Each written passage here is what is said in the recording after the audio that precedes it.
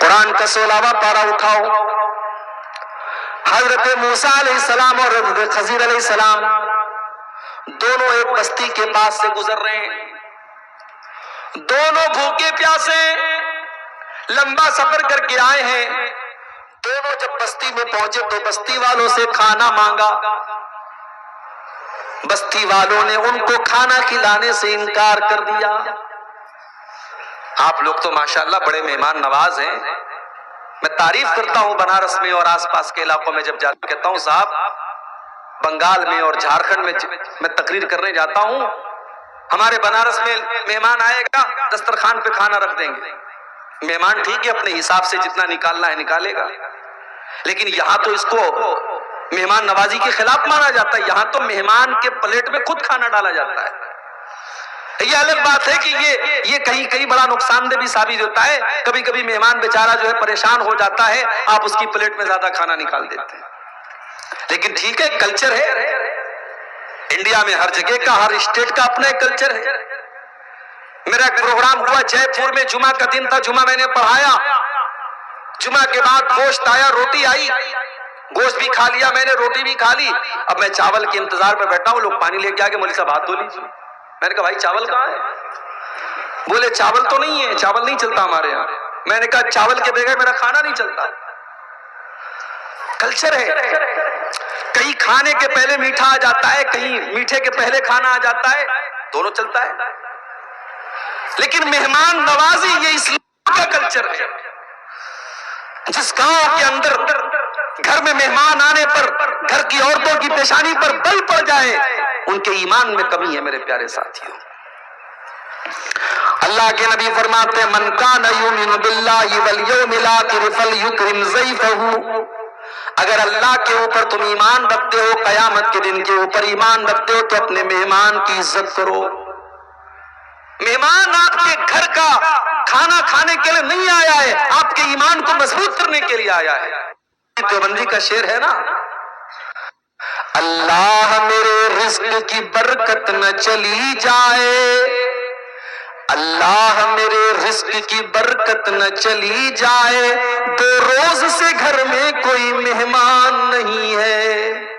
مہمان آپ کے گھر میں برکت لے کے آتا ہے، اور جس علاقے میں جس گاؤں میں لوگوں کے مکان بڑے بڑے ہوں، لوگوں کے پاس زمین جائیداد بڑی بڑی ہو، لیکن دل اتنا چھوٹا ہو کہ مہمان کی مہمان نوازی نہ کرتے ہو، تو یاد رکھیے یہ بخیلی اور کنجوسی ہے۔ پیارے ساتھ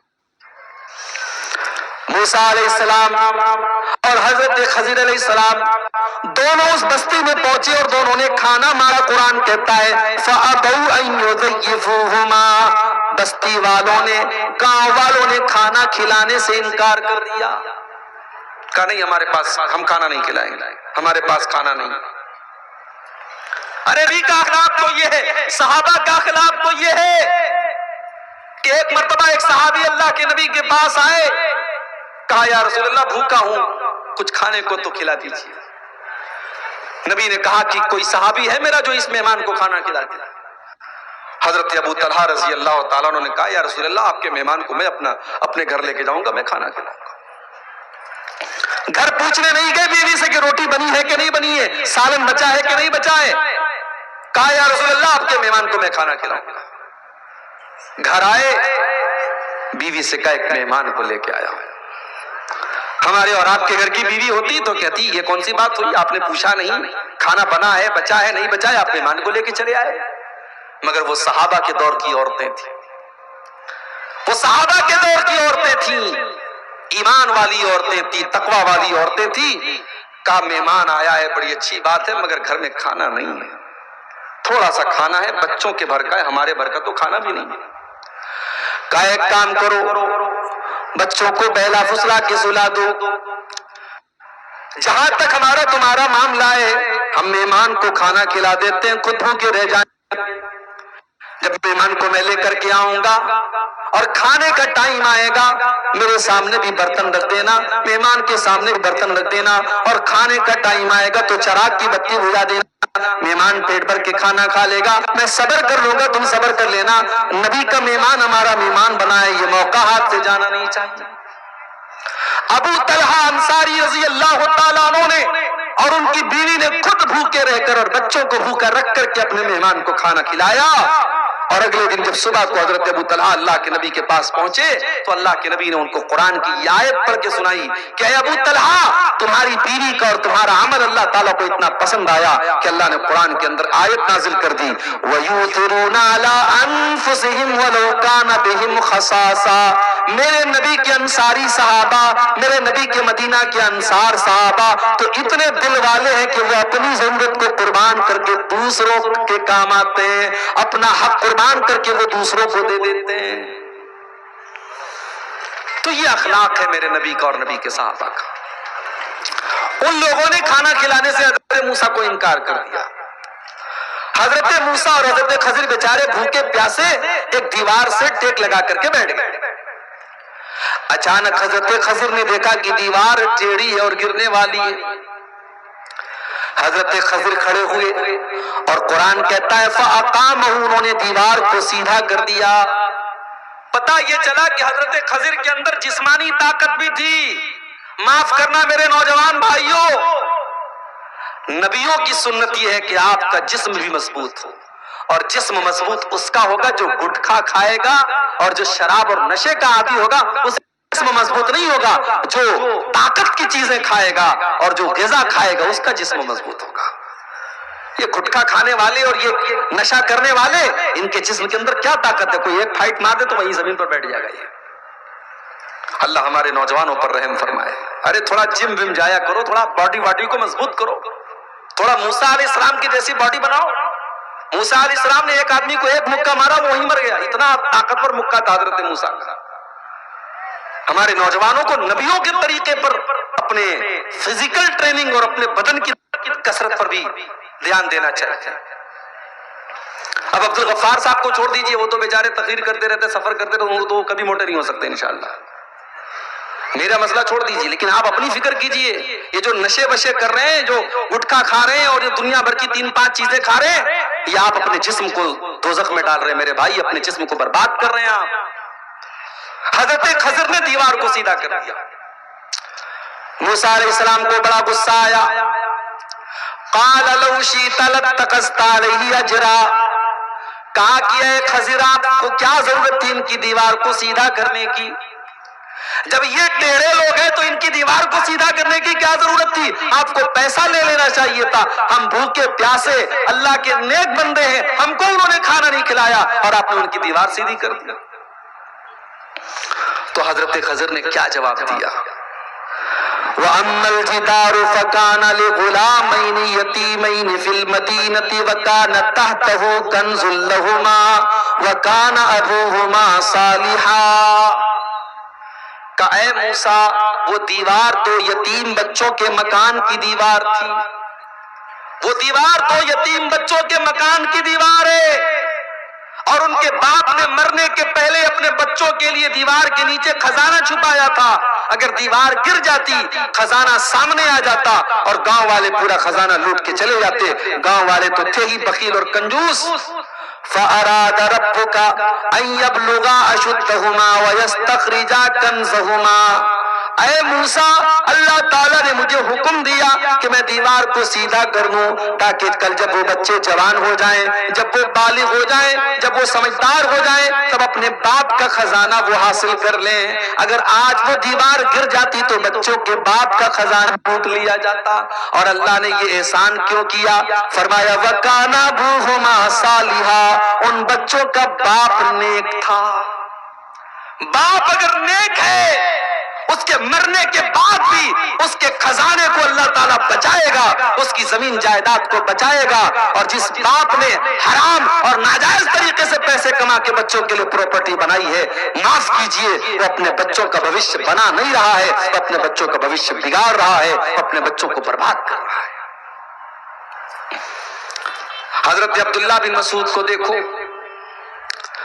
رات میں اٹھ کر تہجد کی نماز پڑھ رہے ہیں, اور تہجد کی نماز میں اسی سورہ کہف کی تلاوت کر رہے ہیں، اور جب اس واقعے کو انہوں نے پڑھا، جب حضرت موسیٰ اور حضرت خضر کا واقعہ انہوں نے پڑھا، اسی آیت کو بار بار دہرانے لگے اور رونے لگے۔ ان کا معصوم بچہ ان کے پاس سو رہا تھا، جب تہجد کا سلام پھیرا تو اپنے بچے کی طرف دیکھ کر کے فرمایا من اجلک یا بنیا، اے میرے بچے تیرا باپ آج رات میں تہجد کی نماز پڑھ رہا ہے، آج اللہ کی بارگاہ میں آنسو بہا رہا ہے، اے میرے بچے تیرا باپ تیرے لیے یہ سارا کام کر رہا ہے تاکہ کل تیرا بھوشیہ سرکشت ہو جائے، تیرا مستقبل محفوظ ہو جائے۔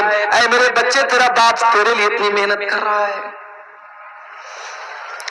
2017 میں سعودی عرب گیا، پہلی مرتبہ۔ اللہ ہم سب کو زندگی میں کم سے کم ایک بار ان دونوں مقدس شہروں میں جانے کی توفیق عطا فرمائے، مکہ اور مدینہ۔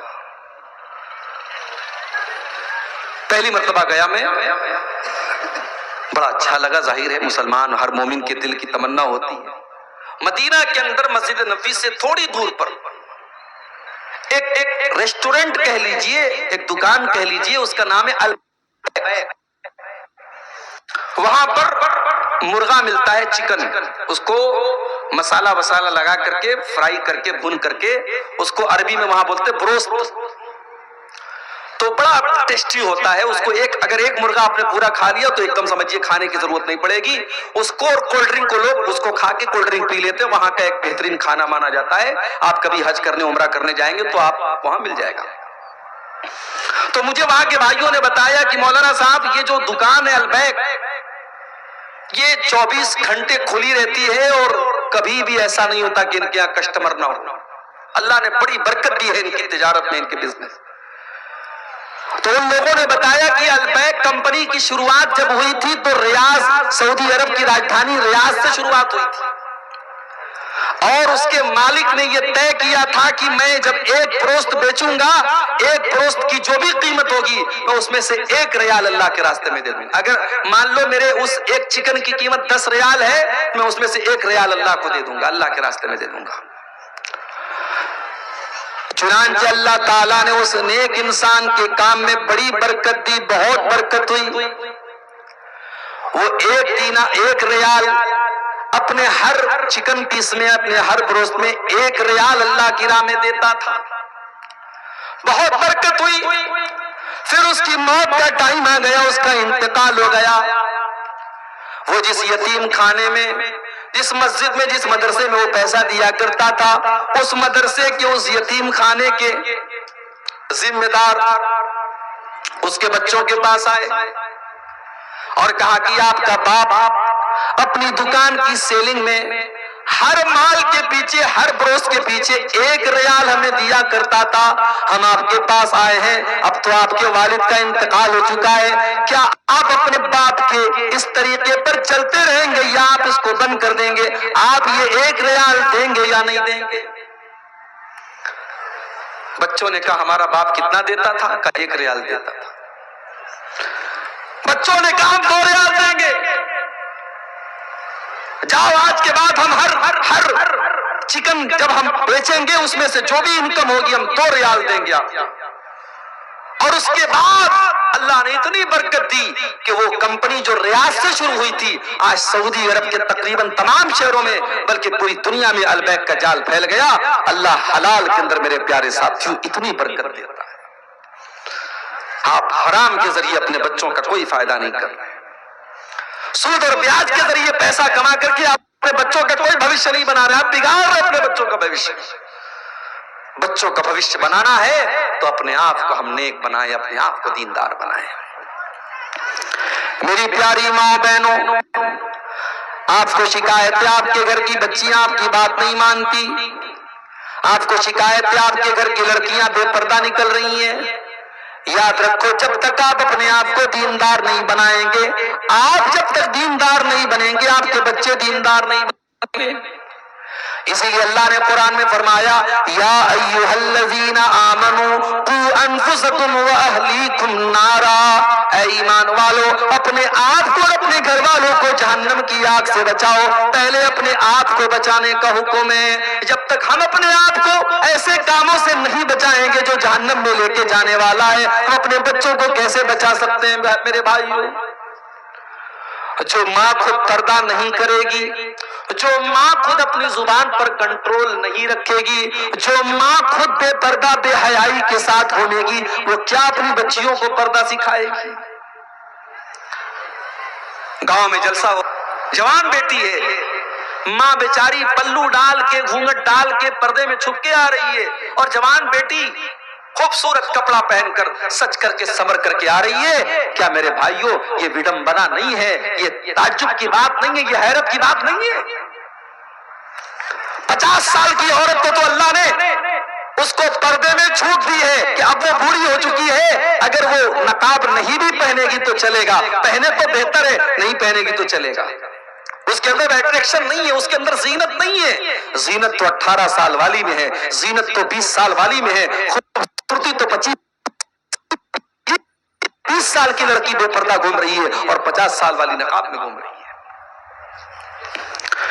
اسی لیے اللہ نے قرآن میں جب پردے کا حکم دیا، اللہ نے اپنے نبی سے فرمایا یا ایھا النبی قل لازواجک وبناتک ونساء المؤمنین یدنین علیہن من جلابیبہن، اے نبی اپنی بیویوں سے بھی کہہ دو، اپنی بیٹیوں سے بھی کہہ دو، اور تمام مسلمان عورتوں سے کہہ دو کہ جب وہ اپنے گھر سے نکلے تو چادر ڈال لیں، نقاب ڈال لیں، برقع ڈال لیں، یہ نقاب ان کی پہچان بن جائے گا۔ ذالک ادنی ان یعرفن فلا یؤذین، دنیا والے سمجھ جائیں گے یہ پردہ کرنے والی لڑکی ہے، یہ عزت دار لڑکی ہے۔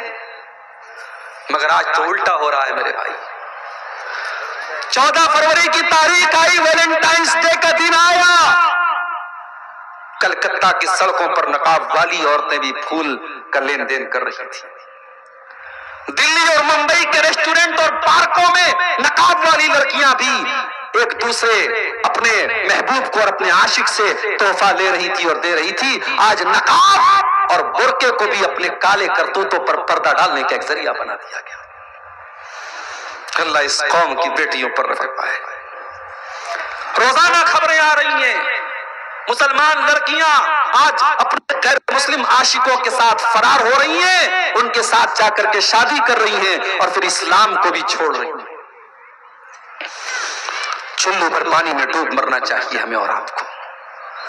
اگر اتنے سارے مدرسے ہونے کے باوجود، اتنے ادارے ہونے کے باوجود، اور امت کے پاس لاکھوں کروڑوں کی دولت ہونے کے باوجود اگر اپنی بیٹیوں کو ہم اس لائق بھی نہیں بنا سکے کہ ہماری بیٹیاں اسلام کی اور ایمان کی اہمیت کو سمجھتی اور اسلام کو بچانے کی کوشش کرتی، اگر ہم اپنی بیٹیوں کو اس لائق بھی نہیں بنا سکے، محبت اور عشق کے نام پر اگر ہماری بیٹیاں، ہماری قوم کی بیٹیاں اگر کسی کے ساتھ بھاگ رہی ہیں اور اپنی عزت کا سودا کر رہی ہیں، تو پوری قوم کے لیے چلو بھر پانی میں ڈوب مرنے کی بات ہے میرے بھائی۔ ایمان کوئی سستی چیز ہے؟ ارے ایمان تو وہ چیز ہے جس کو بچانے کے لیے جان دینی پڑے تو جان دے دی جائے۔ میری پیاری ماں بہنوں، ایک طرف یہ لڑکیاں ہیں جو اپنے باپ کا نام ڈبو رہی ہیں، اپنی قوم کا نام ڈبو رہی ہیں، اور ایک طرف دیکھو حضرت سمیہ رضی اللہ تعالیٰ عنہ کو دیکھو، وہ بیچاری اپنے جوان بیٹے کے سامنے ننگی کر دی جاتی ہیں، اپنے شوہر کے سامنے ننگی کر دی جاتی ہیں، ان کے بدن کے کپڑوں کو اتار دیا جاتا ہے۔ ہائے ہائے، ایک ماں کے لیے کتنی ذلت کی بات ہے، اس کے جوان بیٹے کے سامنے اس کو ننگا کر دیا جائے۔ او سمیہ، تیرے ایمان کا کیا کہنا، تیری استقامت کا کیا کہنا، تو نے جوان بیٹے کے سامنے ننگا ہونے کی ذلت کو گوارا کر لیا، مگر تو نے اسلام کو چھوڑنا گوارا نہ کیا، تو نے ایمان کو چھوڑنا نہ کیا۔ سمیہ شہید ہو جاتی ہیں، بڑی بے دردی سے ان کو شہید کر دیا جاتا ہے، وہ اللہ کی راہ میں پیاری ہو جاتی ہیں، وہ اپنی جان اللہ کی راہ میں دے دیتی ہیں، مگر اسلام چھوڑنے کے لیے تیار نہیں ہوتی۔ تربیت کی کمی ہے میرے بھائی، ہم اپنی بیٹیوں کو ایمان نہیں سکھا سکے۔ ٹھیک ہے، آپ کے ادارے میں تو، آپ کے علاقے میں تو ماشاءاللہ لڑکیوں کے ادارے ہیں، لوگ اب تو میں دیکھتا ہوں گاؤں دیہات میں، خاص طور سے آپ لوگوں کے علاقوں میں لڑکیوں کو دینی تعلیم دینے کا رجحان بڑا ہے، اچھی بات ہے، مگر شہروں کے حالات بہت خراب ہیں۔ ابھی میں کلکتہ سے ہو کے آ رہا ہوں، ممبئی جاتا رہتا ہوں، بڑے بڑے شہروں کے حالات بہت خراب ہیں۔ ایک تو بڑی تعداد میں مسلمانوں نے ایسے لوگ ہیں جو اپنی مسجدوں میں عورتوں کو جانے کی پرمیشن نہیں دیتے. ان کا فتویٰ ہے کہ صاحب عورتیں مسجد میں نہیں جا سکتی، مارکیٹ جا سکتی ہیں، گھومنے پھرنے جا سکتی ہیں، کلکتہ کی سیر کر سکتی ہیں، دلی کے قطب مینار دیکھ سکتی ہیں، لال قلعہ میں تفریح کر سکتی ہیں، لیکن مسجد میں جا کر کے نماز اور جمعہ نہیں پڑھ سکتی. فتویٰ لگا کے رکھا ہے. یہ الگ بات ہے کہ اب جب پانی سر سے اونچا ہونے لگا، جب ان کے گھروں کی بیٹیاں بھی جب گھر چھوڑ کے بھاگنے لگیں، تو اب دھیرے دھیرے کچھ ہلکی ہلکی زبانوں سے کہا جانے لگا کہ اگر ان کا الگ انتظام ہو تو نماز پڑھ سکتی ہیں. قربان جاؤ، اس ملک میں جب عورتوں کے لیے مسجد کے دروازے بند کر دیے گئے، یہ جماعت اہل حدیث تھی جس نے اپنی مسجدوں کے دروازے عورتوں کے لیے کھولے تھے. آج الحمدللہ پورے ہندوستان میں لاکھوں اہل حدیث کی مسجدیں ہیں جہاں جمعہ کی نماز میں عورتوں کا انتظام ہوتا ہے اور عورتیں جاتی ہیں، امام صاحب کی تقریر سنتی ہیں. اور آپ کے گاؤں میں اور آپ کے علاقے میں اگر انتظام نہیں ہے تو معاف کیجیے، ہونا چاہیے. یہ جلسے جو سال میں ایک بار ہوتے ہیں اور اس میں عورتیں آتی ہیں، معاف کیجیے، عورتوں کے دین کی تربیت کے لیے اتنا کافی نہیں ہے. آپ کو جمعہ کی نماز میں عورتوں کا الگ سے انتظام کرنا چاہیے. اور برہیٹ سے پڑھ کر کے آپ کے گھروں کی اور خاندان کی لڑکیاں جو فارغ ہوتی ہیں، ان کے ذریعے بھی گھروں اور خاندانوں میں دین اس لیے پڑھائیے مدرسوں میں کہ اچھا رشتہ ہے. اگر انہوں نے تعلیم حاصل کی ہے 8-10 سال تو اس تعلیم کا بینیفٹ بھی سماج کو ملنا چاہیے. عورتوں میں بہت دین کا کام کرنے کی ضرورت ہے میرے بھائی. بہت ساری بدعقیدگی عورتوں میں پائی جاتی ہے. بچہ رو رہا ہے، مرچے کو آگ میں ڈال کر کے مرچے کی دھونی دی جا رہی ہے، مرچے کا دھواں دیا جا رہا ہے کہ نظر اتر جائے گی، نظر لگی ہے نظر اتر جائے گی. کس نے سکھایا بھائی صاحب؟ بچے کی مالش کر رہی ہے، اب کاجل اس کی آنکھوں میں لگایا، کاجل کا ٹیکا یہاں پیشانی پہ لگا دیا، کچھ اٹھا دیا، کہتی ہے اس سے نظر نہیں لگی. کس نے بتایا تجھ کو نظر نہیں لگے گی؟ سورج گرہن لگا ہے، ڈاکٹر لوگ کہتے ہیں، میڈیکل سائنس کہتی ہے سورج گرہن لگا ہو تو کسی کو بھی ڈائریکٹ سورج کو نہیں دیکھنا چاہیے، آنکھوں کو نقصان پہنچتا ہے. چلو بھائی اچھی بات ہے، سائنٹیفک بات ہے. مگر ہمارے یہاں کیا مشہور ہے؟ اگر سورج گرہن لگا ہے تو عورت چھت پر نہیں جا سکتی، عورت کچن میں نہیں جا سکتی، کوئی کام دھام نہیں کر سکتی، خاص طور سے اگر پریگننٹ عورت ہے، حاملہ عورت ہے. تو کس نے سکھایا میرے بھائی؟ بچے کی پیدائش کے بعد جو نفاس کا پیریڈ ہوتا ہے 40 دن تک، عام طور سے 40 دن تک عورتیں ناپاکی کی کنڈیشن میں ہوتی ہیں، اس میں عورت کو اتنا اور اس کو ناپاک بنا دیا جاتا ہے، شوہر کو اس کی چارپائی پر بیٹھنے نہیں دیا جاتا بہت سارے علاقوں میں، اور عورت کو بالکل الگ تھلگ رکھا جاتا ہے.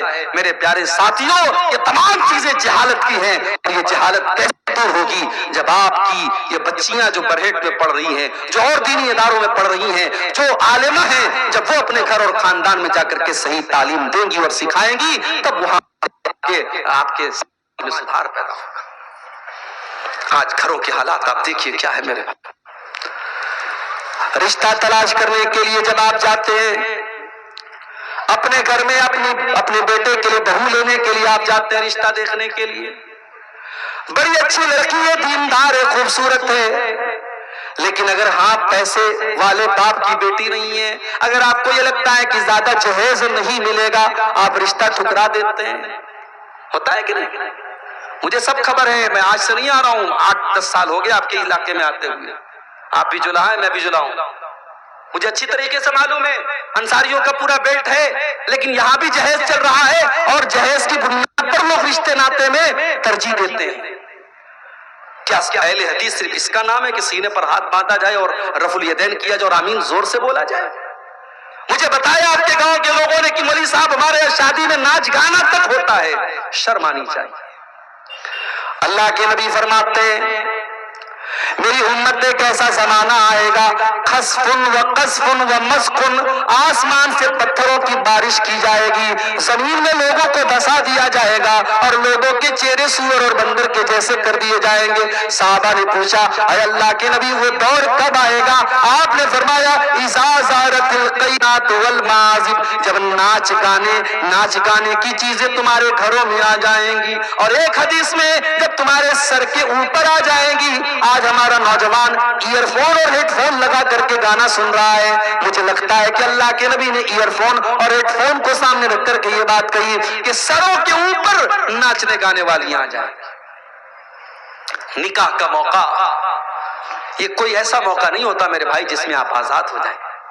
نکاح ایک انسان کی زندگی کا بڑا اہم دن ہے۔ اس دن کو تم یہ حرام کام، یہ ناجائز کام، یہ ناچ گانا، یہ تمام چیزیں کر کے اس دن کو بیکار مت کرو۔ یہ تمہاری زندگی کا برکت والا دن ہونا چاہیے۔ اس دن صحیح کام کرو اور سنت کے مطابق نکاح کرو، پھر دیکھو گھروں میں کیسے برکت آتی ہے۔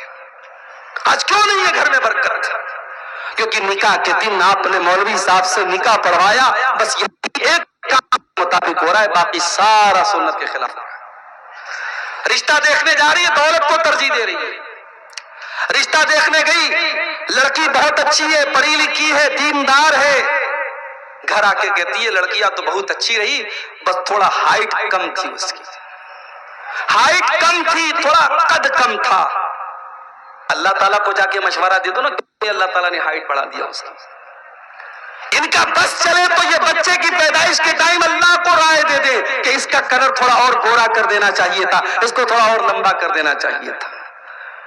میرے بھائیوں، میری ماں اور بہنوں، یہ چیزیں انسان کے کنٹرول میں نہیں ہوتی۔